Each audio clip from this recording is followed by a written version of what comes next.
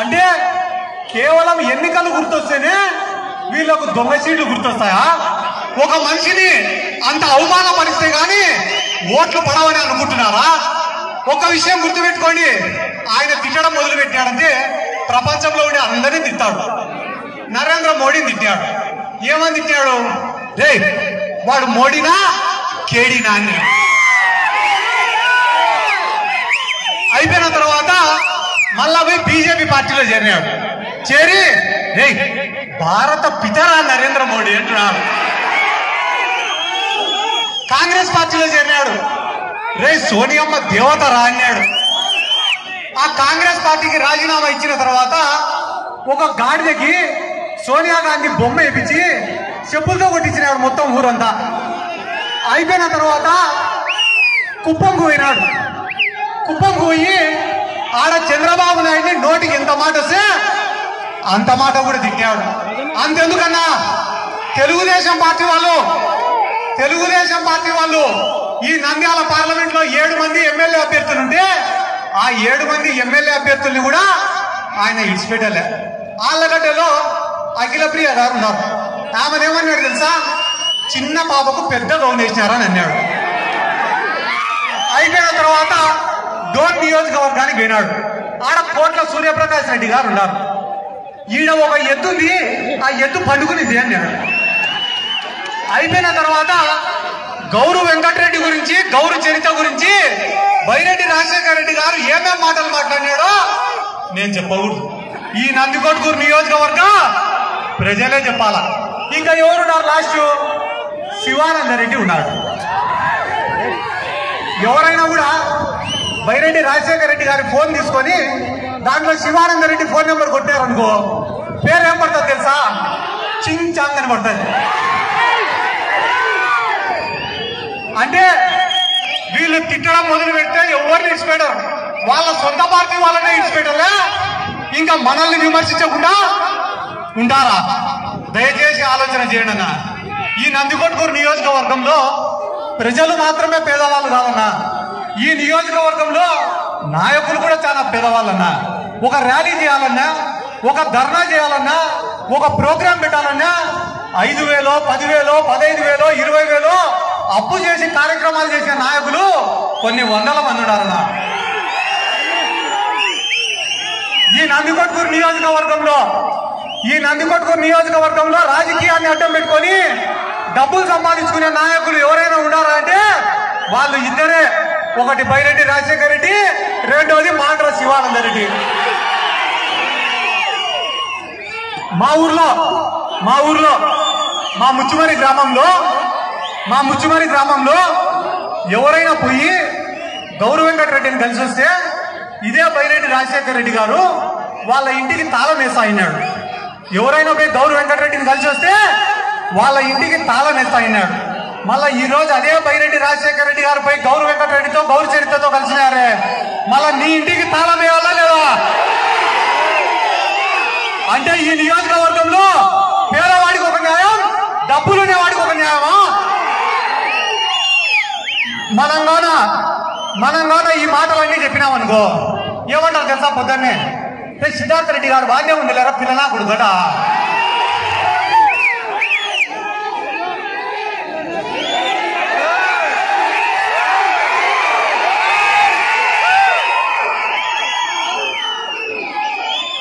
ఏమైతే అదరా పిల్లనా కొడుకుతోటి అన్నారు. వైఎస్ఆర్ కాంగ్రెస్ పార్టీలో చేరినారు. ఏమైతే అదరా పిల్లనా కొడుకుతోటి అన్నారు. ఇదే నందికొట్కూరు నియోజకవర్గానికి ఇన్ఛార్జి అయినా. ఏమైతే అదరా పిల్లనా కొడుకుతోటి అన్నారు. ఎమ్మెల్యే అభ్యర్థిని గెలిపించుకున్నారు. ఏమైతే అదరా పిల్లనా కొడుకుతోటి అన్నారు. లోకల్ బాడీ ఎలక్షన్లు అన్ని గెలుచుకున్నారు. ఏమైతే అదరా పిల్లనా కొడుకుతోటి అన్నారు. శాప్ చైర్మన్ అయినా. ఏమైతే అదరా పిల్లనా కొడుకుతోటి అన్నారు. రాష్ట్ర యువజన విభాగానికి అధ్యక్షుడైనా. ఇంకొకసారి అంటారేమో ఎమ్మెల్యే కూడా అయినామనుకున్నా. కానీ ఒరే మనం అనే కొద్దీ వీడు ఎదుగుతారా అని చెప్పి ఈ మధ్య అనడం సాధించినారు. మొన్న బాలకృష్ణ కూడా వచ్చినాడు ఇడికి. ఇదే పటేల్ సెంటర్కి వచ్చినారు. నేను టీడీపీ వాళ్ళని అడిగినా ఏమైందిరా బాలకృష్ణ మీటింగ్ అంటే, అన్న వాడు తెలుగులో మాట్లాడితే నచ్చి ఇంగ్లీష్ లో మాట్లాడితే సుట్టినా ఒక్క విషయం గుర్తుపెట్టుకోండి అన్న, మాండ్ర శివానంద రెడ్డి అనే వ్యక్తి హైదరాబాద్ లో కబ్జా చేసిన ప్రతి సెంటు భూమి, ప్రతి ఎకరం భూమి అన్ని కూడా దళితులవే. ఈ రోజు వాళ్ళ పరిస్థితి ఎట్టుందిరా అంటే, ఇండియా వాడు పాకిస్తాన్ వాడు కొట్టాడుకొని చైనా వాడి పైన బాంబులు వేసినట్టుంది. శివానంద రెడ్డి కబ్జా చేసింది హైదరాబాద్ లో, ఆయన పైన కేసులు పెట్టింది తెలంగాణ పోలీసులు. ఆయన ప్రెస్ మీట్ పెట్టి వైఎస్ఆర్ కాంగ్రెస్ పార్టీ ఆయన పైన కుట్ర చేసిందంట. 10 ఓట్లు ఉండేవాడి పైన కుట్ర చేశారు. నీకు నీ ఊరల్లే ఓటేయారు, నీ పైన ఎవడు కుట్ర చేస్తారయ్యా? దారా సుధీర్ గారు మన అభ్యర్థి ఉన్నారు అన్నా. మీకు ఒక్క విషయం చెప్తా, మనసులో పెట్టుకోండి అన్నా. మీరు రాజకీయంగా పని చేసేన్ని రోజులు శిలాఫలకంలో పేరు కోసం పనిచేయకండి అన్నా. మీరు పని చేసిన రోజులు గుండెల్లో, వీళ్ళ గుండెల్లో స్థానం కోసం పనిచేయాలన్నా.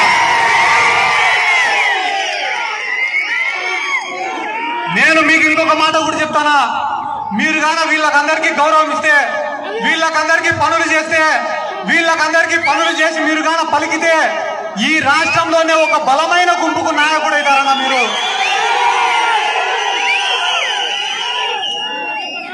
ఈ రోజు ఆయన పైన కూడా విమర్శలు, యాడ్ నుంచో డబ్బులుండే ఆయనను పట్టుకొచ్చుకున్నారు అని. సారాయి అమ్మి డబ్బులు సంపాదించిన వాళ్ళతో, కబ్జాలు చేసి డబ్బులు సంపాదించిన వాళ్ళతో పోటీ పడాలంటే న్యాయంగా సంపాదించుకునేవాడు కూడా ఒకడు ఉండాలి కదా మనకి.